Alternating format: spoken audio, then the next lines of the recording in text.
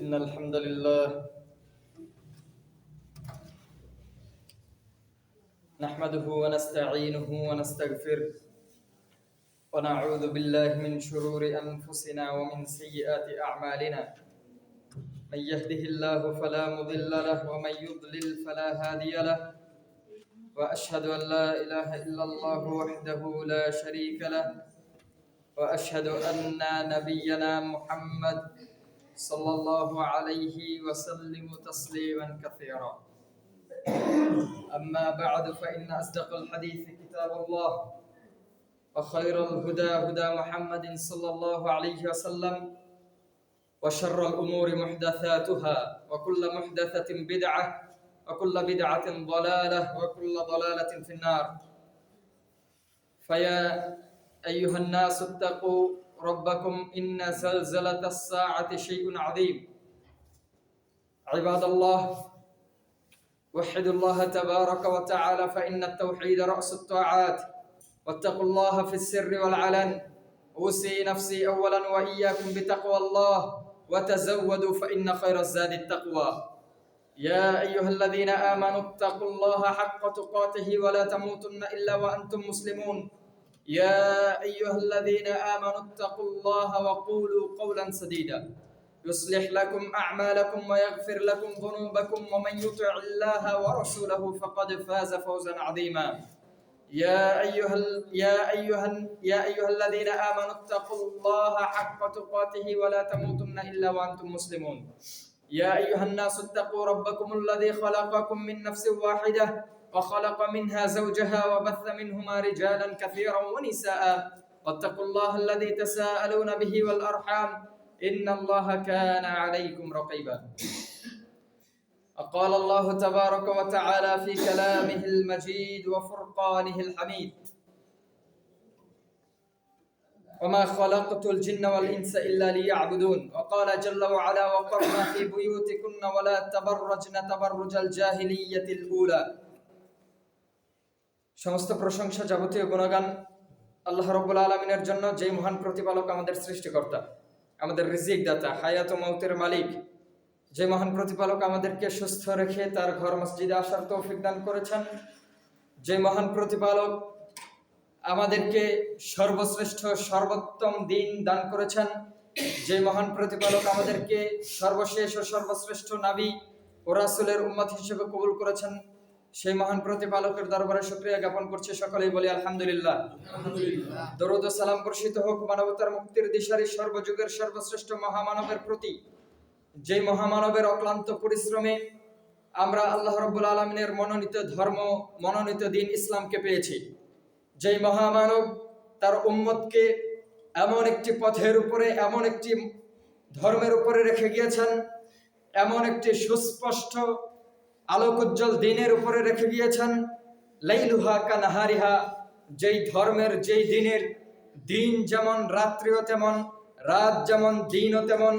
তার মানে যেই দিনের মাঝে, যেই ধর্মের মাঝে কোনো অন্ধকার নাই, কোনো অজ্ঞতা নাই। যেই মহামানব এমন একটি যুগে নাজিল হয়েছিলেন, এমন একটি যুগে প্রেরিত হয়েছিলেন, যে যুগ ছিল জাহিলিয়াতের যুগ, বর্বরতার যুগ, অসভ্যতার যুগ, নোংরামের যুগ, নগ্নতার যুগ। এই যুগে মহানবী প্রেরিত হয়ে পথ হারা মানুষগুলোকে, বর্বর, উশৃঙ্খল, অসভ্য জাতিকে একটি সঠিক পথের উপরে, একটি সঠিক মানহাজের উপরে, একটি সভ্য সুস্থ সংস্কৃতির উপরে প্রতিষ্ঠিত করে গিয়েছেন। সেই মহামানবের প্রতি দরুদ ও সালাম বর্ষিত হোক। সকলেই বলি সাল্লাল্লাহু আলাইহি ওয়াসাল্লাম।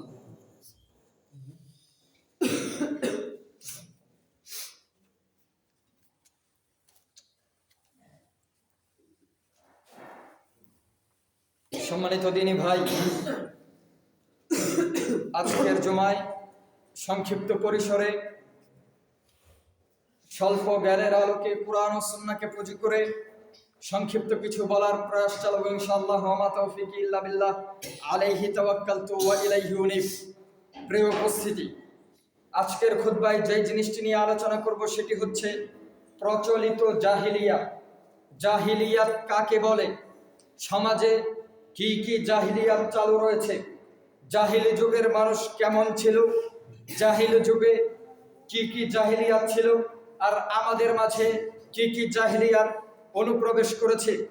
সম্মানিত সুধী, আল্লাহ রাসূল সাল্লাল্লাহু আলাইহি ওয়াসাল্লামের প্রখ্যাত সাহাবী জাবির ইবনে আব্দুল্লাহ রাদিয়াল্লাহু তাআলা আনহু বলেন, আল্লাহর রাসূল সাল্লাল্লাহু আলাইহি ওয়াসাল্লাম বলেছেন, আবগাদুন নাসি ইলাল্লাহি সালাসা, আল্লাহর নিকটে নিকৃষ্ট, আল্লাহর নিকটে অপ্রিয়, অপছন্দনীয়, নিকৃষ্ট, যাদেরকে আল্লাহ ঘৃণা করেন এমন মানুষ হচ্ছে 3 শ্রেণীর মানুষ। তার মধ্যে এক শ্রেণীর মানুষ হচ্ছে মুলহিদুন ফিল হারাম, যারা হারামে লিপ্ত রয়েছে, যারা হারামের মধ্যে লিপ্ত, হারামের সাথে সম্পর্কিত। 2 নম্বর হচ্ছে মুবতাগিন ফিল ইসলামি সুন্নাতাল জাহিলিয়া, এমন শ্রেণীর মানুষ যারা ইসলামের মাঝে জাহিলি যুগের রীতিকে অনুপ্রবেশ করিয়েছে, যারা ইসলামে জাহিলিয়াতকে চালু করেছে। 3 নম্বর মুক্তালিবুন দামুমরিম বিগাইরি হক, এমন মানুষ যারা অন্যায়ভাবে মানুষকে হত্যা করে, যারা অন্যায়ভাবে মানুষকে হত্যা করে, মানুষের সাথে মারামারিতে লিপ্ত হয়, মানুষের সাথে ফিতনা ফাসাদে লিপ্ত হয়, জমিনে বিপর্যয় সৃষ্টি করে। সম্মানিত সুধী, শুরুতেই জানবো জাহিলি জামানার মানুষ কেমন ছিল। জাহিলি যুগের মানুষ তারা এমন ছিল, কন্যা সন্তানকে জীবন্ত প্রথিত করত, জীবন্ত কবর দিত। কন্যা সন্তান হলে মুখটা বেজার হয়ে যেত, কন্যা সন্তান হলে সমাজে মুখ দেখাতে পারত না, কন্যা সন্তান হলে নিজেকে ছোট মনে করত, কন্যা সন্তান হলে তারা কেমন বোধ করত। আল্লাহ রাব্বুল আলামিন বলছেন, ওয়া ইযা বুশশিরা আহাদুহুম বিল উনসা যাল্লা ওয়াজহুহু মুসওয়াদ্দান ওয়া হুয়া কাযীম, যখন তাদের কারো কন্যা সন্তান ভূমিষ্ঠ হতো, যখন তাদের কারো কন্যা সন্তান জন্মগ্রহণ করত, তাদের চেহারার রং বিবর্ণ হয়ে যেত, চেহারা পাল্টে যেত, তারা নাখুশ হয়ে যেত, তারা সমাজে মুখ দেখাতে পারত না। ইয়াতাওয়ারা মিনাল কওমি মিন সুইন মা বুশশিরা বিহি আয়ামসিকুহু আলা হুনিন আম ইয়াদুসসুহু ফিত তুরাব, তারা এটা চিন্তা করে পেত না, ভেবে পেত না মানুষকে কি করে মুখ দেখাবে। তারা চিন্তা করত এই সন্তানকে, এই শিশুকে রেখে দিবে নাকি জীবন্ত কবর দিয়ে দিবে, মাটি চাপা দিয়ে দিবে। এইটা ছিল জাহিলি জামানার মানুষদের নীতি, জাহিলি যুগের মানুষদের স্বভাব। আজকে আপনি আমাদের সমাজে দেখেন, আজকে আপনি নিজের সমাজের দিকে তাকান, কন্যা সন্তান হলে বাবার মুখটা কালো হয়ে যায়, কন্যা সন্তান হলে স্ত্রীকে, বধূকে, ঘরের বউকে সমাজের কথা শুনতে হয়, কটু কথা শুনতে হয়, শাশুড়ের খোঁচা শুনতে হয়, শ্বশুরের খোঁচা শুনতে হয়, বাবার মুখটা কালো হয়ে যায়। আরে কন্যা সন্তান কেন হলো, মেয়ে কেন হলো, চেয়েছিলাম তো একটা ছেলে বাচ্চা, মেয়ে বাচ্চা কেন হলো। সমাজের অধিকাংশ মানুষ ছেলের জন্য লালায়িত, একটা ছেলে যাতে হয়, কোনোভাবেই কন্যা সন্তান নিতে তারা রাজি না। জাহেলি জামানার মানুষ যেমন কন্যা সন্তান পেলে নাখোশ হয়ে যেত, বর্তমান যুগের মানুষও কন্যা সন্তান হলে মুখ পরিবর্তন হয়ে যায়। জাহেলি জামানার মানুষরা কন্যা সন্তান হলে তাদেরকে সাজিয়ে গুজিয়ে নিয়ে গিয়ে গর্ত করে, গর্তের মধ্যে মাটি চাপা দিয়ে জীবন্ত শিশুকে পুঁতে দিত, হত্যা করে ফেলতো। আজকে আমাদের সমাজে দেখেন, কন্যা সন্তান পেটে আসার পরে, কন্যা সন্তান পেটে আসার পরে সন্তান না নেওয়ার কারণে ডাক্তারের কাছে গিয়ে ডাক্তারি উপায়ে সন্তানকে হত্যা করে দিচ্ছে। সন্তান যাতে ভূমিষ্ঠ হতে না পারে পেটের বাচ্চাকে ইনজেকশন দিয়ে মৃত্যুবরণ করাচ্ছে, ইনজেকশন দিয়ে মেরে ফেলছে। আজকে ঢাকা শহরে অসংখ্য অলিগলিতে ডাস্টবিনে মৃত নবজাতকের লাশ পাওয়া যায়। আল্লাহ রাব্বুল আলামিন বলছেন, কিয়ামতের মাঠে এই সমস্ত শিশুকে, নিষ্পাপ শিশুগুলোকে জিজ্ঞাসা করা হবে। ওয়া ইদাল মাউউদাতু সুইলাত, যখন আল্লাহ রাব্বুল আলামিন বলছেন কিয়ামতের দিন কন্যা সন্তানগুলোকে জিজ্ঞাসা করা হবে, বিআইয়ি যামবিন কুতিলাত, ভূমিষ্ঠ নিষ্পাপ ছোট বাচ্চাদেরকে, যাদেরকে তার পিতামাতা হত্যা করেছে, ইনজেকশন দিয়ে মেরে ফেলেছে, নিজেদের সুখ শান্তি উপভোগ করার জন্য, নিজেরা ফ্রি থাকার জন্য, নিজেরা সন্তান থেকে মুক্ত থাকার জন্য, অথবা কন্যা সন্তান পেটে এসেছে, কন্যা সন্তান এর ভয়ে, কন্যা সন্তানের ভয়ে, অথবা পুত্র সন্তানই হয়েছে, কি খাওয়াবে, খাওয়ানোর টেনশনে সন্তানকে ইনজেকশন দিয়ে মেরে ফেলেছে। এদেরকে আল্লাহ রাব্বুল আলামিন কিয়ামতের দিন উঠাবেন, উঠিয়ে জিজ্ঞাসা করবেন বিআইয়ি যামবিন কুতিলাত, কি অপরাধে তাদেরকে হত্যা করা হলো, কি দোষ ছিল তাদের, কেনই বা হত্যা করা হলো। সম্মানিত সুধী, জাহেলি জামানার জাহেলরা, বর্বররা, অসভ্যরা যেমন কাজ করত, আল্লাহর রাসূল জাহিলিয়াতকে আজ থেকে 1450 বছর পূর্বে কবর দিয়ে গিয়েছেন। ওই জাহিলিয়াত আবার আমাদের সমাজে অনুপ্রবেশ করেছে। সম্মানিত সুধী, সম্মানিত মসজিদের মুসল্লি, জাহিলি জামানার জাহেলদের রীতির মধ্যে একটা হচ্ছে তারা উলঙ্গ হয়ে, নগ্ন হয়ে বেহায়াপনা করত। জাহিলি জামানার নারীরা আটো-শাটো পোশাক পরে, ছোট পোশাক পরে রাস্তাঘাটে চলাচল করত। নগ্নতার প্রসার এবং প্রচার ছিল। কেমন নগ্নতা ছিল? জাহিলি জামানার কবি ইমরুল কায়েস সাবা মুআল্লাকাতের মধ্যে, তার কবিতার মধ্যে বলছেন, ইমরুল কায়েসের কবিতার মধ্যে শুধু প্রেম কাহিনী দিয়ে ভরা। আপনাকে ছোট্ট একটা উদাহরণ দিচ্ছি, সেই যুগের জাহিলিয়াত কেমন ছিল। ইমরুল কায়েস বলছেন, আমার বান্ধবীরা পুকুরে গোসল করছিল, শরীরের কাপড় খুলে ঘাটে রেখে নগ্ন হয়ে পুকুরে গোসল করছিল। আমি গিয়ে তাদের কাপড়গুলোকে নিয়ে এসে গাছের উপর উঠে বসে আছি। এবার তারা আমার কাছে কাপড় চাচ্ছে, কাপড় দাও। আমি বললাম যে কাপড় দিব না, আমার কাছে এসে উলঙ্গ অবস্থায় পানি থেকে উঠে এসে আমার কাছ থেকে কাপড় নিয়ে যাও। এইটা ছিল জাহেলি জামানার রীতি, জাহেলি জামানার মানুষদের অবস্থা। আল্লাহ রাব্বুল আলামিন বলছেন, ওয়াকরনা ফি বুয়ুতিকুন্না ওয়ালা তাবাররুজনা তাবাররুজাল জাহিলিয়াতিল উলা। মুমিন নারীরা শোনো, মুসলিম নারীরা শোনো, ওয়াকরনা ফি বুয়ুতিকুন্না, নিজেদের ঘরে থাকো, নিজেদের ঘরে নিজেদের মর্যাদা আব্রু ঠিক রেখে নিজেদের ঘরে অবস্থান করো। ওয়ালা তাবাররুজনা তাবাররুজাল জাহিলিয়াতিল উলা, জাহেলি যুগের কাফেরদের মতো, জাহেলি জামানার বর্বরদের মতো, অসভ্যদের মতো, উচ্ছৃঙ্খলদের মতো নগ্ন হয়ে আটো-শাটো পোশাক পরে বেহায়াপনা করে রাস্তাঘাটে চলাফেরা করো না। আল্লাহ রাব্বুল আলামিন কঠিনভাবে মহিলাদেরকে হুঁশিয়ার করে দিচ্ছেন, তোমরা বেপরদা হয়ে আটো-শাটো পোশাক পরে রাস্তাঘাটে চলাচল করো না, চলাফেরা করো না। আজকে রাস্তাঘাটে বের হলেই দেখবেন এক শ্রেণীর মহিলারা, তারা আটো-শাটো পোশাক পরে এমন ভাবে চলাফেরা করছে, তাদের শরীরের উঁচু নিচু সব ভাঁজি দেখা যায়। আপনার মেয়ে, আমার মেয়ে, আপনারই বোন, আমারই বোন আজকে বাজারে গিয়ে দেখেন, বাজারে গিয়ে বাজার করছে। আপনার মেয়ে আজকে দেখেন বাজারে গিয়ে নগ্ন হয়ে চলাফেরা করছে। আপনার মেয়েটা, আপনার বোনটা ভার্সিটিতে পড়ে, কলেজে পড়ে, বন্ধু বান্ধবের সাথে, ছেলে বন্ধু বান্ধবের সাথে ভার্সিটির ক্যান্টিনে বসে আড্ডা মারছে, ছেলে বন্ধু বান্ধবের সাথে হাসি ঠাট্টা মশকরা করছে।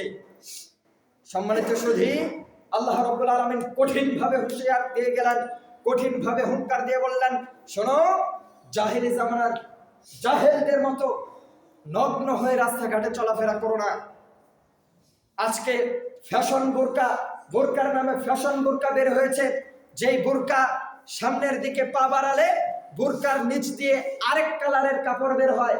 এমন ফ্যাশন বোরকা, যেই বোরকা পরে চোখ ঢেকে রেখেছে ঠিকই, চোখ ঢেকে চোখ আবার আপনার কি বলে কাজল দিয়ে সাজিয়ে রেখেছে, বোরকার উপরে আবার গয়না পরেছে, এমন বোরকা পরেছে যার মধ্যে 3টা 4টা 5টা কালারের কাপড়।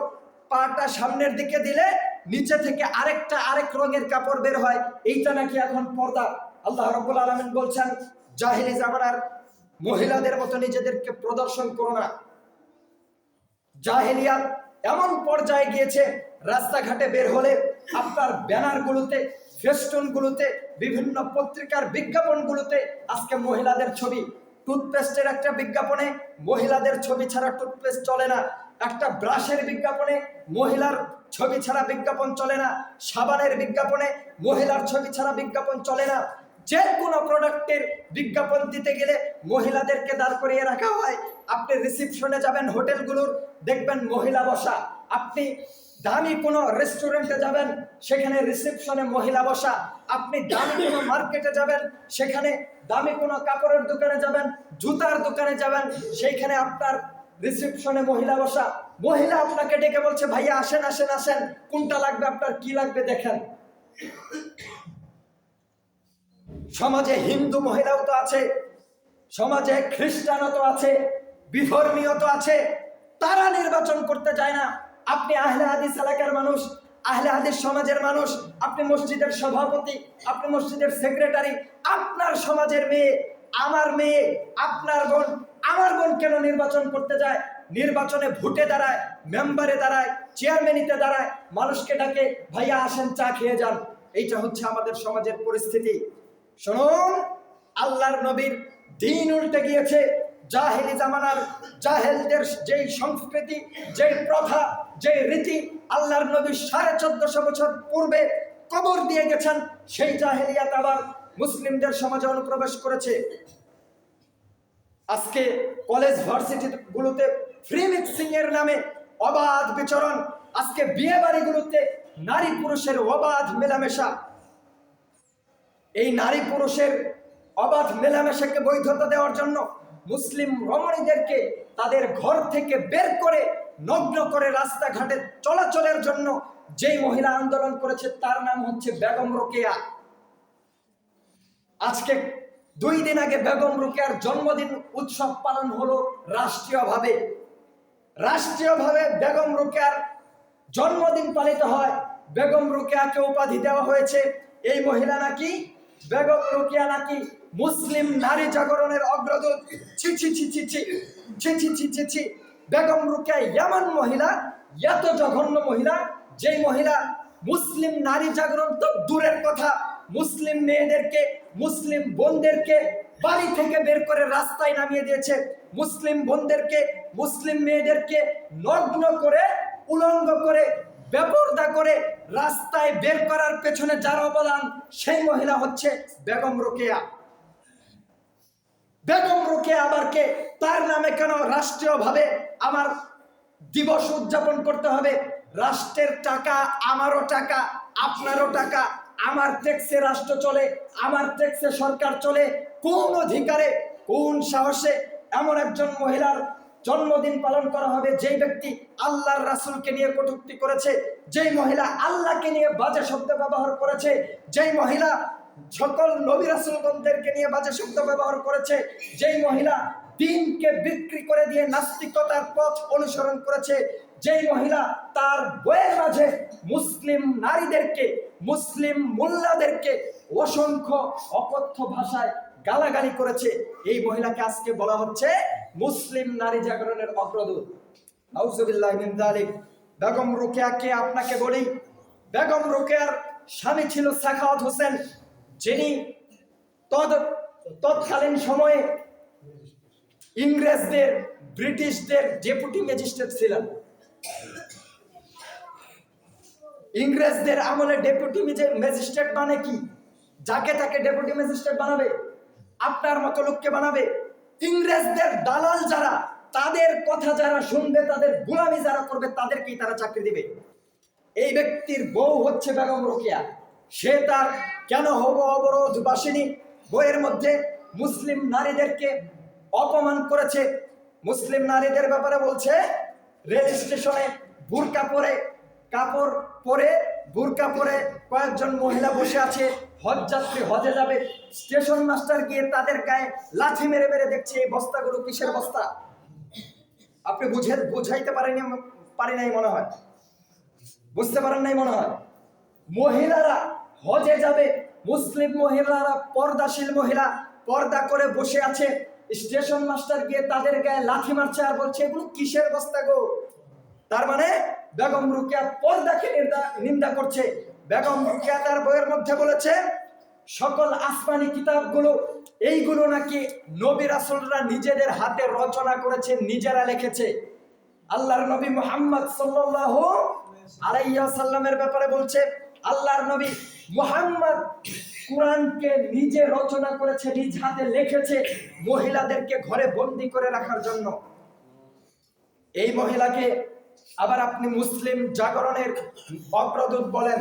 নাউজুবিল্লাহ মিন যালিক। শুনুন, এই মহিলা নাস্তিক, কাফের, মুরতাদ, এর ব্যাপারে আজকে যখন বিশ্ববিদ্যালয়ের এক টিচার, বিশ্ববিদ্যালয়ের শিক্ষক বললেন যে বেগম রোকেয়া মুসলিম নারী জাগরণের অগ্রদূত নয়, বেগম রোকেয়া মুসলিম নারীদেরকে বেহায়াপনার পথ দেখানোর অগ্রদূত, এইটা বলে যখন আখ্যায়িত করেছেন, বেগম রোকেয়াকে যখন বলেছেন মুরতাদ, কাফের, এক শ্রেণীর সুশীল সমাজ টকশোতে এসে বলছে যেই শিক্ষক, যেই ভার্সিটির টিচার বেগম রোকেয়াকে কাফের বলেছে ওর নিজেরই ঈমান নাই। কাফেরকে নাকি কাফের বলা যাবে না, নাস্তিককে নাকি নাস্তিক বলা যাবে না, ধর্মীয় সম্প্রীতি নাকি নষ্ট হবে, জাতীয়তা নাকি নষ্ট হবে, দেশের মাঝে নাকি বিভেদ সৃষ্টি হবে, দাঙ্গা হাঙ্গামা তৈরি হবে। কাফেরকে কাফের বলা যাবে না, হিন্দুকে হিন্দু বলা যাবে না, বৌদ্ধকে বৌদ্ধ বলা যাবে না, নাস্তিককে নাস্তিক বলা যাবে না, মুরতাদকে মুরতাদ বলা যাবে না। আল্লাহ রাব্বুল আলামিন বলছেন কুল ইয়া আইয়ুহাল কাফিরুন, ওহে কাফিরেরা শোনো। আল্লাহ বলছেন কাফের, আর এরা বলছে কাফের বললে নাকি ঈমান থাকে না। সম্মানিত সুধী, আল্লাহর রাসূল সাল্লাল্লাহু আলাইহি ওয়াসাল্লাম বলছেন সিনফান মিন আহলিন নার, দুই শ্রেণীর মানুষ জাহান্নামে যাবে, দুই শ্রেণীর মানুষ জাহান্নামে যাবে। লাম আরহুমা, এই দুই শ্রেণীর মানুষকে আমি মুহাম্মদ সাল্লাল্লাহু আলাইহি ওয়াসাল্লাম আমি দেখি নাই। তারা কারা? এক শ্রেণীর মানুষ হচ্ছে নিসাউন কাসিয়াতুন আরিয়াতুন, এক শ্রেণীর মানুষ হচ্ছে কওমুন মাআহুম সিয়াতুন কাআযনাবিল বাকরি, যাদের কাছে ক্ষমতা থাকবে, যাদের কাছে পাওয়ার থাকবে, যাদের হাতে লাঠি থাকবে, ইয়াদরিবুনা বিহান নাস, এই লাঠি দিয়ে তারা মানুষকে মারবে, প্রহার করবে বিনা অপরাধে, ওয়া কারণে মানুষকে মারবে, অন্যায়ভাবে জুলুম করবে মানুষের প্রতি। এরা কারা? এরা হচ্ছে সরকার, এরা হচ্ছে প্রশাসন, এরা হচ্ছে পুলিশ, এরা হচ্ছে র্যাব, এরা হচ্ছে বিডিআ, এরা হচ্ছে আনসার, যারা সমাজে, যারা দেশে রাষ্ট্রীয় ক্ষমতা ধরে আছে, যাদের কাছে পাওয়ার আছে, যাদের কাছে লাঠি আছে। শুনুন, কোন পুলিশ যদি, কোন আর্মি যদি কোন মানুষকে বিনা অপরাধে একটা বাড়িও দেয়, একটা আঘাতও করে, একটা প্রহারও করে, এর বিনিময়ে আল্লাহ রাব্বুল আলামিন কিয়ামতের মাঠে তাকে জাহান্নামের আগুনে দিবেন। আল্লাহ রাসূল বলছেন যাদের কাছে লাঠি থাকবে, ক্ষমতা থাকবে, বিনা অপরাধে মানুষকে মারবে। দুই, নিসাউন কাসিয়াতুন আরিয়াতুন মুমিলাতুন মাইলাতুন রুউসাহুন্না কাআসনিমাতিল বুখতিল মাইলা, এমন মহিলা যারা কাপড় পরে আছে উলঙ্গ। নিসাউন কাসিয়াতুন আরিয়াতুন, কাপড় পরে আছে উলঙ্গ, কাসিয়াতুন আরিয়াতুন, কাপড় পরে আছে উলঙ্গ। কাপড় পরে থাকলে আবার উলঙ্গ হয় কিভাবে? কাপড় পরে থাকলে আবার উলঙ্গ হয় কিভাবে? রাস্তাঘাটে দেখেন না মহিলারা এমন কাপড় পরেছে যার ভিতর থেকে, যার বাহির থেকে ভিতর দেখা যায়, এমন পাতলা কাপড় পরেছে শরীরের অঙ্গ প্রত্যঙ্গ বোঝা যায়, এমন টাইট পোশাক পরেছে শরীরের উঁচু নিচু ভাঁজগুলো বোঝা যায়, এমন পোশাক পরেছে যাতে তাকে আরো সুন্দর লাগে। মুমিলাতুন মাইলাতুন, তারা নিজেদের দিকে, পুরুষদেরকে, যুবকদেরকে আকৃষ্ট করে, নিজেরাও পুরুষদের দিকে আকৃষ্ট হয়। রুউসাহুন্না কাআসনিমাতিল বুখতিল মাইলা, যাদের মাথার উপরে, মাথার বেনিটা, মাথার ঝুঁটিটা এমন ভাবে বাঁধা উটের কুজের মতো হয়ে থাকে। উট হেলে দুলে যখন চলে, উটের কুজ যেভাবে উঁচু হয়ে থাকে, এই মহিলাদের মাথায় চুল সেভাবে বেনি করে বাঁধা, উঁচু করে বাঁধা। আল্লাহ রাসূল বলছেন এই দুই শ্রেণীর মানুষ জান্নাতে যেতে পারবে না, এদের জন্য জাহান্নাম প্রস্তুত করা আছে। সম্মানিত সমবেত মুসল্লিবৃন্দ, বলছিলাম সমাজে প্রচলিত জাহিলিয়াত কোন পর্যায়ে পৌঁছেছে। আজকে সমাজের, দেশের প্রত্যেকটা অলিতে গলিতে, প্রত্যেকটা বাড়িতে বাড়িতে ছবি মূর্তির অভাব নেই। রাষ্ট্রীয় টাকায়, রাষ্ট্রীয় খরচে কেন প্রত্যেকটা জেলার, কেন প্রত্যেকটা থানার মোড়ে মোড়ে নিজের বাপের মূর্তি তৈরি হবে বুঝে আসে না। শহরের, দেশের প্রত্যেকটা ভার্সিটির সামনে কেন নগ্ন মেয়ের মূর্তি তৈরি হবে? কেন বেগম রোকেয়ার মূর্তি ভার্সিটির সামনে তৈরি হবে? রাষ্ট্রীয় টাকায়, আমার টাকায়, আপনার টাকায়, দেশের মাঝে, সমাজের মাঝে। দেশে 90% মুসলিম, 90% মুসলিমের দেশে কেন মূর্তি কেন ছবি? প্রত্যেকটা এলাকায়, প্রত্যেকটা অঞ্চলে, প্রত্যেকটা মোড়ে মোড়ে কেন মূর্তি থাকবে? কেন ভার্সিটিগুলোর সামনে মানুষের মূর্তি দেওয়া থাকবে? কেন প্রত্যেকটা মোড়ে মোড়ে নিজের বাবার মূর্তি তৈরি করে রাখবেন? আমি মুসলিম, মুসলিমের নীতি হচ্ছে মূর্তি ভাঙা নীতি। মুসলিম মানে আমার রক্তের সাথে মিশে আছে মূর্তি ভাঙা নীতি, আমার আদর্শের সাথে মিশে আছে মূর্তি ভাঙা নীতি। ইব্রাহিম আলাইহিস সালাতু ওয়াস সালাম তার জাতিকে পরিত্যাগ করেছেন, পিতাকে পরিত্যাগ করেছেন, নিজের ঘর ছেড়ে দিয়েছেন শুধুমাত্র মূর্তি ভাঙার কারণে, শুধুমাত্র মূর্তির সাথে আপোষ না করার কারণে। আল্লাহর রাসূল সাল্লাল্লাহু আলাইহি ওয়াসাল্লাম মক্কা বিজয়ের দিন কাবা ঘরের মাঝে ঢুকে 360টা মূর্তি ছিল, প্রত্যেকটা মূর্তিকে ভেঙে চূর্ণ বিচূর্ণ করে দিচ্ছিলেন আর বলছিলেন, জা আল হক জাহাকাল বাতিল, জা আল হক ওয়া জাহাকাল বাতিল, এসেছে সত্য চলে গেছে মিথ্যে। ইন্নাল বাতিলা কানা জাহুকা, নিশ্চয় মিথ্যে দূরীভূত হবারই, মিথ্যে কোনোদিন স্থায়ী হতে পারে না, টিকে থাকতে পারে না। সম্মানিত সমবেত মুসল্লিবৃন্দ, বলছিলাম প্রচলিত জাহিলিয়াত। আল্লাহ রাসূল সাল্লাল্লাহু আলাইহি ওয়াসাল্লাম বলছেন, লা তাকুমুস সাআতু হাত্তা তালহাক কবাইলু মিন উম্মতি বিল মুশরিকিন, আমার উম্মতের এক শ্রেণীর মানুষ মুশরিকদের সাথে মিলে যাওয়ার আগ পর্যন্ত কিয়ামত হবে না। আমার উম্মতের এক শ্রেণীর মানুষ হিন্দুদের সাথে মিশে যাওয়ার আগ পর্যন্ত কিয়ামত হবে না। হাত্তা ইয়াবুদুল আওসান, এমনকি হিন্দুদের সাথে মিশতে মিশতে তারা মূর্তি পূজা পর্যন্ত শুরু করে দিবে। আজকে সমাজে আপনার সংস্কৃতির দোহাই দিয়ে, বাঙালি সংস্কৃতির দোহাই দিয়ে মুসলিমরা হিন্দুদের কালচারকে গ্রহণ করে নিয়েছে, হিন্দুদের সংস্কৃতিকে কবুল করে নিয়েছে। হিন্দুদের দেবদেবীদের পূজার আসরে আজকে মুসলিমরাও যায়, তাদের পূজার আসরে মুসলিমরাও আনন্দ উপভোগ করে। হিন্দুদের সাথে মিশতে মিশতে উম্মত এমন পর্যায়ে চলে গিয়েছে, কয়দিন পরেই বছরটা শেষ হলেই দেখবেন বছরের প্রথম দিকটা উদযাপন করতে হবে 31st নাইট ডে, আছে না নাই? বছরের প্রথম দিনটা জেনা ব্যভিচার করে উদযাপন করতে হবে। সারা রাত বন্ধু বান্ধব নিয়ে নারী পুরুষ একাকার হয়ে মৌজ মাস্তি করে দিনটাকে উদযাপন করতে হবে। বাতি জ্বালাতে হবে, পটকা ফোটাতে হবে, এগুলো করে দিনটাকে স্বাগত জানাতে হবে। কোত্থেকে এসেছে? হিন্দুদের থেকে এসেছে, খ্রিস্টানদের থেকে এসেছে। ভ্যালেন্টাইন্স ডে, তারপরে আপনার জন্মদিবস, মৃত্যু দিবস, আরো কত কত দিবস। বাংলাদেশ এমন একটা দেশ যেই দেশের দিবসের অভাব নাই, প্রত্যেকটা দিন দিবস আছে। সব দিবসগুলো উদযাপন করা এসেছে হিন্দুয়ানি সংস্কৃতি থেকে। দিবস উদযাপন করতে করতে হিন্দুদের সাথে মিশতে মিশতে মুসলিম ঘরের সন্তানরা, মুসলিম মহিলারা, আপনারই মেয়ে আমারই বোন, আমারই মেয়ে আপনারই বোন, আজকে নববর্ষ পালনের জন্য হলুদ শাড়ি পরে আপনার রাস্তায় নেমে গিয়েছে। নববর্ষ পালনের জন্য কপালে লাল টিপ দিয়ে রাস্তায় বের হয়েছে। নববর্ষ পালনের জন্য পান্তা ইলিশ খাওয়ার জন্য বাবার কাছে আবদার করে, বাবাও হাজি মানুষ, হজ করে এসেছে, মাথায় টুপি আছে, 5 ওয়াক্ত সালাত আদায় করে, আবার পহেলা বৈশাখে পান্তা ইলিশও খায়। আমি কেন পান্তা ইলিশ খাবো? আমি কি হিন্দু নাকি? আমি কি বিধর্মী নাকি? আমি কি আমার দিনকে বিক্রি করে দিয়েছি নাকি? আমি কি আমার সংস্কৃতি ভুলে গেছি নাকি? কিসের আমার বাঙালি সংস্কৃতি? মুসলিম মানে আমার সংস্কৃতি হচ্ছে ইসলামের সংস্কৃতি, মুসলিমের সংস্কৃতি। বাঙালি সংস্কৃতি বলে কোনো কথা নেই। বাঙালি সংস্কৃতি পুরোটাই হিন্দুদের তৈরি। সম্মানিত সমবেত মুসল্লিবৃন্দ, আল্লাহ রাসূল সাল্লাল্লাহু আলাইহি ওয়াসাল্লাম যেই জিনিসটি থেকে সতর্ক করে গেলেন, সেই জিনিসটি হচ্ছে নারীদের বেহায়াপনা এবং দুনিয়ার ফিতনা। নারীর ফিতনা আর দুনিয়ার ফিতনা। আল্লাহ রাসূল বলছেন, দুনিয়াটা খুব সবুজ শ্যামল চাকচিক্যময়, দেখতে ভালো লাগে।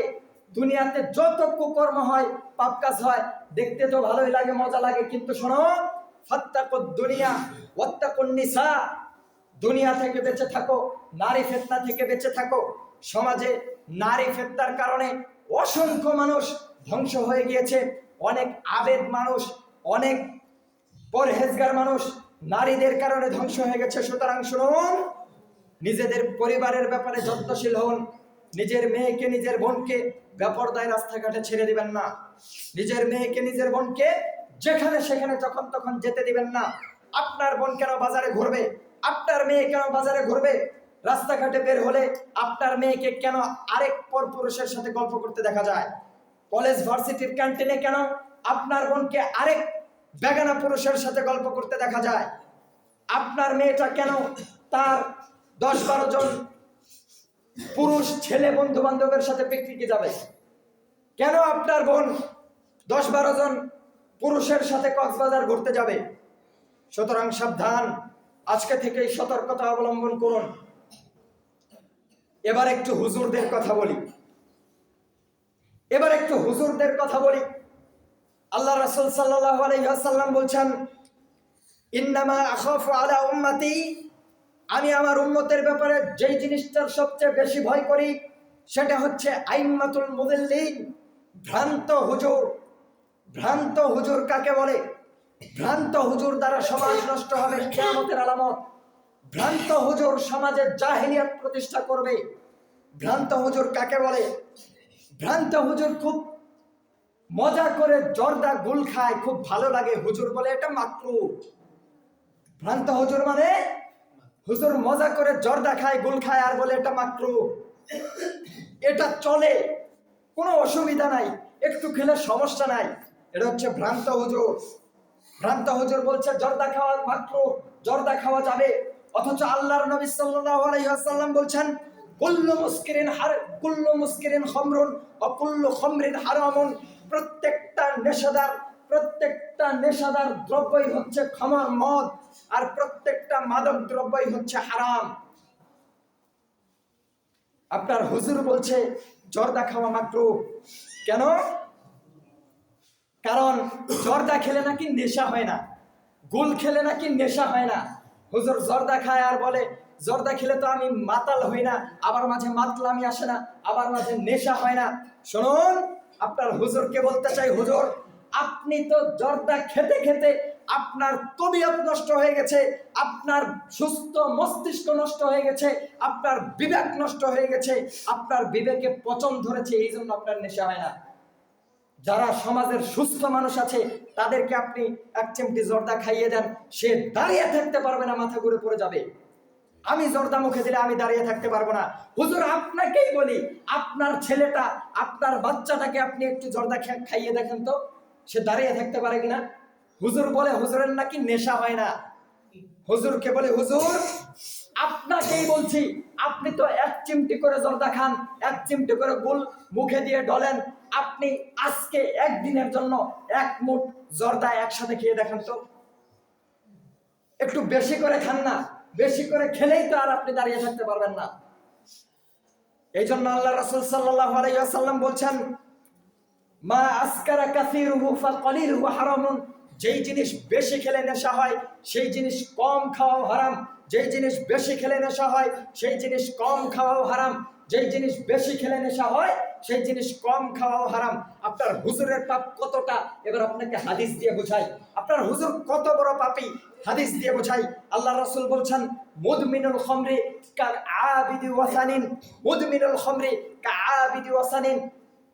মুদমিনুল খামর, নেশাদার দ্রব্য পানকারী, তামাক জর্দা বিড়ি সিগারেট পানকারী, তামাক জর্দা গোল বিড়ি সিগারেট নেশাদার দ্রব্য পানকারী, কাআবিদি ওয়াসানিন, মূর্তি পূজকের সমান। তার মানে শ্রীকৃষ্ণ, শ্রী নারায়ণ, নারায়ণ বাবু এইমাত্র মন্দিরে গিয়ে মূর্তি পূজা করে এসেছে, মূর্তির সামনে সেজদা দিয়ে এসেছে, তাকে সালাম করে এসেছে, মূর্তির পায়ে কলা, দুধ, আপেল, কমলা দিয়ে এসেছে, পূজা করে এসে এখানে এসে দাঁড়িয়েছে। মূর্তি পূজকের পাপ যতটা, আপনার হুজুরের পাপ ততটা। আল্লাহ রাসূল বলছেন, মুদমিনুল খামরি কাআবিদি ওয়াসানিন। বিড়ি খুরেরা, পান খুরেরা, জর্দা খুরেরা, গোল খুরেরা মূর্তি পূজকের মতো অপরাধী। আল্লাহ রাসূল সাল্লাল্লাহু আলাইহি ওয়াসাল্লাম বলছেন, সালাসাতুন লা ইয়াদখুলুনাল জান্নাতা আবাদা। তিন শ্রেণীর মানুষ আছে যারা কখনো জান্নাতে যাবে না। তিন শ্রেণীর মানুষ কখনো জান্নাতে যাবে না। এক শ্রেণীর মানুষ হচ্ছে আদ-দায়ুস, দায়ুস কখনো জান্নাতে যাবে না। দায়ুস হচ্ছে যে তার পরিবারের অশ্লীলতাকে মেনে নেয়। আপনি হাজি, মসজিদের সভাপতি, মাথায় টুপি দিয়ে দাড়ি রেখেছেন, মাশাআল্লাহ টকটকা চেহারা, মসজিদে এসে তসবিহ টিপছেন, আর আপনার বউটা গেছে বাজারে বাজার করতে। আপনি এসে মসজিদে তসবিহ তাহলিল করছেন, আপনার মেয়ে গেছে কলেজে বন্ধু বান্ধবের সাথে আড্ডা দিতে। আপনি মসজিদে বসে তসবিহ তাহলিল করছেন, আপনার মেয়ে রাস্তাঘাটে আটো সাটো পোশাক পরে চলাফেরা করে, মেয়েটা কলেজে যায় সেজে গুজে পুরুষদেরকে আকৃষ্ট করে। আল্লাহ রাসূল বলছেন দায়ুস কখনো জান্নাতে যাবে না। 2, আর রাজলাতু মিনান নিসা, যেই মহিলারা পুরুষদের সাদৃশ্য অবলম্বন করে, যেই মহিলারা পুরুষের মতো শার্ট প্যান্ট পরে রাস্তাঘাটে চলাফেরা করে, যেই মহিলারা পুরুষের মতো বুক ফুলিয়ে রাস্তাঘাটে চলাফেরা করে, যেই মহিলারা রাস্তাঘাটে পুরুষের মতো পোশাক পরে চলাফেরা করে, এরা কখনো জান্নাতে যাবে না। 3, মুদমিনুল খামর, যারা তামাক, জর্দা, বিড়ি, সিগারেট, গুল, নেশাদার দ্রব্য পান করবে, এরা জান্নাতে যাবে না। আল্লাহ রাসূল বলছেন সালাসাতুন ক্বাদ হারামাল্লাহু আলাইহিল জান্নাহ, 3 শ্রেণীর মানুষের উপরে আল্লাহ জান্নাতকে হারাম করে দিয়েছেন। তার এক শ্রেণীর মানুষ হচ্ছে বিড়ি, সিগারেট, জর্দা, গুল খায় যারা, জাহান্নামে যাবে তারা। বিড়ি, সিগারেট, জর্দা, গুল খায় যারা, জাহান্নামে যাবে তারা। আল্লাহ রাসূল সাল্লাল্লাহু আলাইহি ওয়াসাল্লাম এই মর্মে কঠিন হুঙ্কার দিলেন, কঠিন হুঁশিয়ারি দিলেন। শুনুন, আল্লাহ রাসূল সাল্লাল্লাহু আলাইহি ওয়াসাল্লাম বলছেন, আল্লাহ রাব্বুল আলামিন বলছেন ওয়ালা তুলকু বিআইদিকুম ইলাত তাহলুকা, তোমরা নিজেদেরকে ধ্বংসের দিকে ঠেলে দিও না।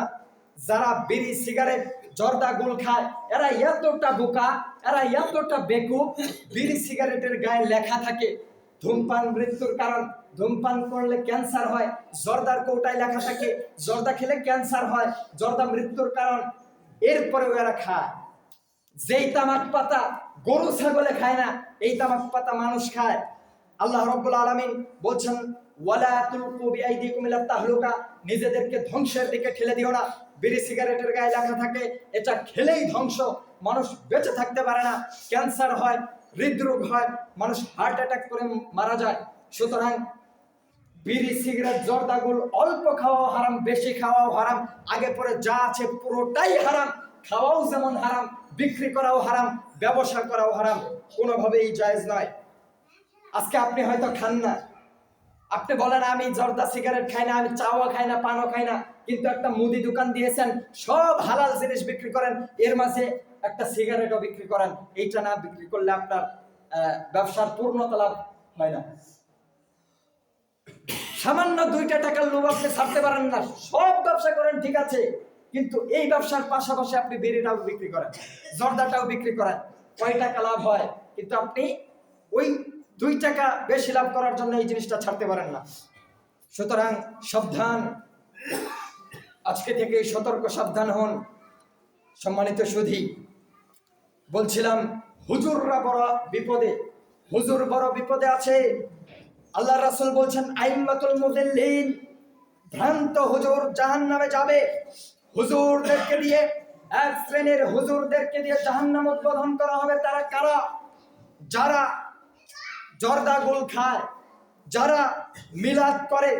যেই হুজুররা মিলাদ করে টাকা নেয়, নিজের পকেট ভারী করে, এমন হুজুর যারা শুধু কোরআন মুখস্থ করেছে, হাফেজ হয়েছে, মানুষের বাড়িতে 40 মিলাদ পড়তে গিয়েছে, হুজুর পড়ার পরে 200 টাকা দিয়েছে, হুজুর খুব খুশি হয়ে 200 টাকা নিয়ে বাড়ি ফিরে চলে এসেছে।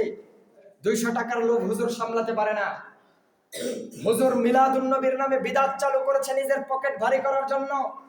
ভ্রান্ত হুজুর এমন হুজুর, হুজুরের সামনে লালন গীতি গাওয়া হচ্ছে, শিরকে পরিপূর্ণ গান গাওয়া হচ্ছে, হুজুর ওই গান শুনে মজা নেয় আর সুবহানাল্লাহ বলে। হুজুর নিজেও বুঝে না শিরক কি, মুসল্লিও বুঝে না, বাংলার মানুষও বুঝে না, হুজুরও বুঝে না শিরক কি জিনিস। হুজুরও ভ্রান্ত, মানুষও ভ্রান্ত।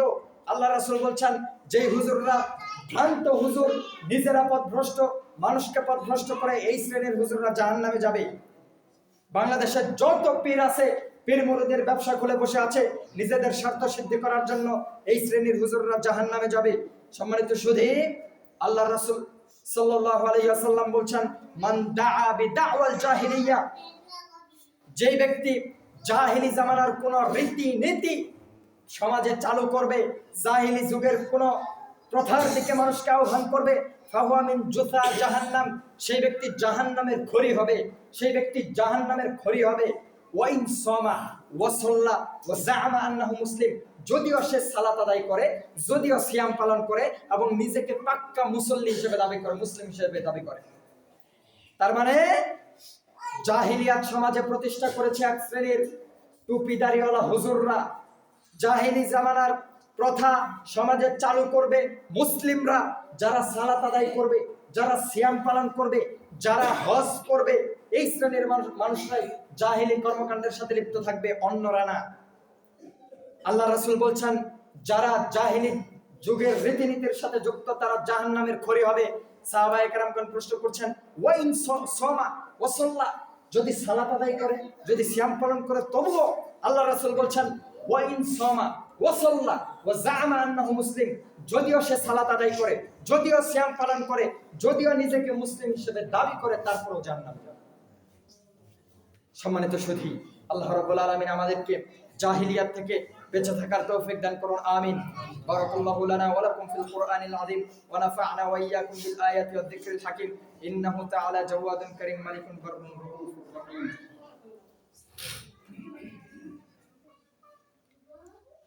ইন্নাল হামদালিল্লাহ নাহমাদুহু ওয়া নুসাল্লি আলা রাসূলিহিল কারীম, আম্মা বা'দ, ফাকাদ ক্বালা জাল্লা ওয়া আলা ফি মুহকামি তানজিলিহি, ইয়া আইয়ুহাল্লাযীনা আমানু সাল্লু আলাইহি ওয়া সাল্লিমু তাসলিমা।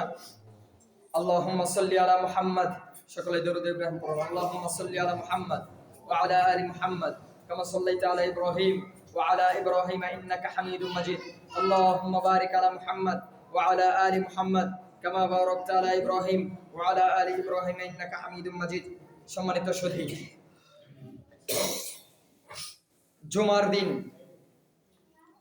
জুমার দিন হচ্ছে ইবাদতের দিন। জুমার দিন কিসের দিন? ইবাদতের দিন। জুমার দিন মানে সকাল থেকেই আপনার একটা প্রস্তুতি থাকতে হবে। জুমার দিন মানে সকাল থেকে আপনার একটা প্রস্তুতি থাকতে হবে। জুমার দিন মানে সাপ্তাহিক ঈদের দিন। ঈদের দিন যেমন সকালেই আপনি প্রস্তুত হয়ে যান, আগে ভাগেই গোসল করে, আগে ভাগেই সকল কাজ সেরে। জুমার দিন মানে সাপ্তাহিক ঈদের দিন, সকাল থেকে আপনাকে প্রস্তুত থাকতে হবে। জুমার দিন মানে সকালবেলা আপনি উঠে ফজরের সালাত আদায় করবেন, 1 নাম্বার। তারপরে সূরা কাহাফ তিলাওয়াত করবেন,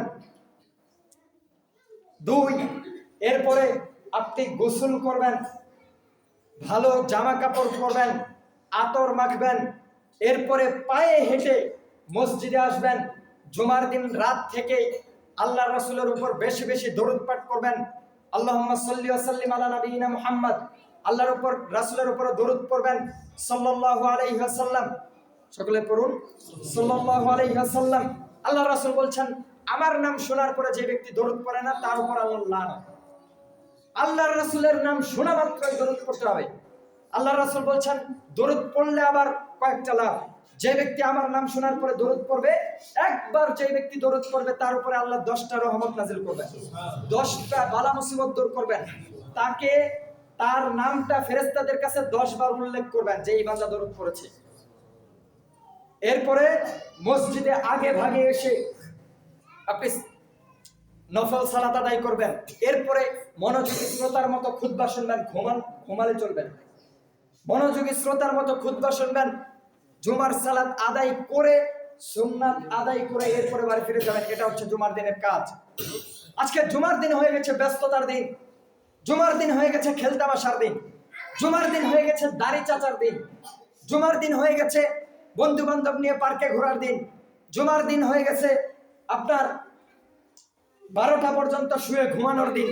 এরপরে উঠে ইমাম সাহেব যখন সালাতে দাঁড়িয়ে গেছেন, তড়িঘড়ি করে দৌড়ে এসে কোনো মতে 1 রাকাত পড়ে নিব, এর নাম জুমার দিন নয়। জুমার দিনে আপনার একটা প্রস্তুতি থাকতে হবে, আপনাকে সচেতন হতে হবে। আমরা আবার আহলে হাদিস এলাকার মানুষ, আমাদের বাপদাদা 14 পুরুষ আহলে হাদিস, বংশ পরম্পরায় আহলে হাদিস। তো মনে করছি যে আহলে হাদিস যেহেতু, তার মানে জান্নাতের সার্টিফিকেট তো পেয়ে গেছি, এখন আর ইবাদত বন্দেগী করে কি লাভ? এখন আর জুমার নামাজে আগে যেতে হবে না। আহলে হাদিস হয়ে গেছি মানে এখন আর জুমার সালাতে যায় খুতবা শোনার দরকার নাই, কোনো মতো শেষে গিয়ে 2 রাকাত পড়ে নিলেই হবে। জি না, আহলে হাদিস মানে আপনার আরো আগে থেকে আরো সতর্কভাবে জুমার জন্য প্রস্তুতি নেওয়া উচিত ছিল। আমরা যদি দূর দূরান্ত থেকে আপনাদের এখানে আগে ভাগে এসে পৌঁছাতে পারি, আপনি বাড়ির কাছে থেকে কেন আসতে পারবেন? আপনার কিসের এত ব্যস্ততা? জুমার দিনে কেন আপনার এত ব্যস্ততা? জুমার সালাতে আশেপাশের প্রত্যেকটা মসজিদে, হানাফি মসজিদগুলোতে আজান হয়ে যায়, এখানে কেন 40-এ আপনার খুতবা শুরু হবে? কেন? আমাদের অন্যান্য মসজিদগুলোতে, আহলে হাদিসের মসজিদগুলোতে 11:30টায় খুতবা শুরু হয়, 12:15টায় খুতবা শুরু হয়, 1:45টায় জামাত শেষ হয়ে যায়। এখন তো হানাফিরাও আস্তে আস্তে আগে সালাত পড়া শুরু করে দিয়েছে, ওরাও এখন আপডেট হচ্ছে, আর আমরা আস্তে আস্তে আরো অবনতির দিকে যাচ্ছি। আল্লাহ রাব্বুল আলামিন আমাদেরকে বোঝার তৌফিক দান করুন। সম্মানিত সুধী, আগামী থেকে দ্রুত আসার চেষ্টা করবেন, আগে আগে আসার চেষ্টা করবেন। আল্লাহ রাসূল বলছেন, যখন জুমার দিন হয়, যখন ইমাম খুতবা দেওয়া শুরু করে, তার আগ পর্যন্ত ফেরেশতারা ওই জুমার গেটে, মসজিদের গেটে খাতা কলম নিয়ে দাঁড়িয়ে থাকে, কে আসছে তার নাম রেজিস্ট্রেশন করে লিখতে থাকে। যখন ইমাম মসজিদের মিম্বারে উঠে দাঁড়ায়, তখন তারা রেজিস্টার খাতা বন্ধ করে দিয়ে খুতবা শোনার জন্য বসে যায়। তার মানে খুতবা শুরু হওয়ার পরে যারা আসবে তাদের খাতা, ওই ফেরেশতার, তাদের নাম ফেরেশতার খাতায় উঠবে না এবং আল্লাহর দরবারেও পৌঁছাবে না। তার মানে আজকে যারা দেরি করে এসেছেন, খুতবা শুরু হওয়ার পরে এসেছেন, তাদের নামটা আজকে এসেছেন ঠিকই, কিন্তু হাজিরা খাতায় উঠে নাই, আল্লাহর কাছে পৌঁছাবেন। যারা খুতবা হওয়ার আগে আসবেন, তাদের নামটাই শুধু ফেরেশতারা লিপিবদ্ধ করে। সুতরাং আরো সচেতন হওয়ার চেষ্টা করুন। আল্লাহ রাব্বুল আলামিন আমাদেরকে বুঝার তৌফিক দান করুন। আল্লাহ আমাদেরকে আমাদের ভুল ত্রুটিগুলো ক্ষমা করে দাও। আমরা জেনে বুঝে, না বুঝে, প্রকাশ্য অপ্রকাশ্য যত গুনাহ করেছি, তুমি আমাদেরকে মাফ করে দাও। আমরা রাতে দিনে যত গুনাহ করেছি, সবগুলোকে তুমি মাফ করে দাও। আমাদের প্রকাশ্য অপ্রকাশ্য সব গুনাহ খাতাগুলোকে মাফ করে দাও। আমাদেরকে তোমার রহমতের চাদরে ঢেকে নাও। আমাদের বালা মুসিবত গুলোকে দূর করে দাও। যারা ঋণগ্রস্ত তাদেরকে ঋণ মুক্তির তৌফিক দান করো। যারা অসুস্থ তাদেরকে শেফায়ে কামেলা আজেলা দান করো। যারা অভাবী তাদের অভাব দূর করে দাও। যারা অসুস্থ তাদেরকে শেফা দান করো। যারা বিপদগ্রস্ত তাদের বিপদকে মুক্ত করে দাও। যারা তোমার কাছে যা চায় তাদের মনের নেক মাকসুদ গুলোকে তুমি পুরা করে দাও। আল্লাহ আমাদের মধ্যে যারা বিদায় নিয়ে চলে গেছে, তাদের কবরটাকে জান্নাতের বাগিচা বানিয়ে দাও। আমাদের পিতামাতা যারা দুনিয়া থেকে বিদায় নিয়ে চলে গেছে, তাদেরকে তুমি ক্ষমা করে দাও। তোমার রহমতের চাদরে তাদেরকে ঢেকে নাও। আল্লাহ আমাদের পিতামাতাদেরকে তুমি ক্ষমা করো। আল্লাহ আমাদের পিতামাতাদেরকে তুমি ক্ষমা করো। আল্লাহ আমাদের উপর তোমার রহমত বর্ষণ করো। আমাদেরকে সালাফের মানহাজের উপরে থাকার তৌফিক দান করো। আমাদেরকে দ্বীনের উপর অটল এবং অবিচল থাকার তৌফিক দান করো। রব্বানা যালামনা আনফুসানা ওয়া ইল্লাম তাগফির লানা ওয়া তারহামনা লানাকুনান্না মিনাল খাসিরিন।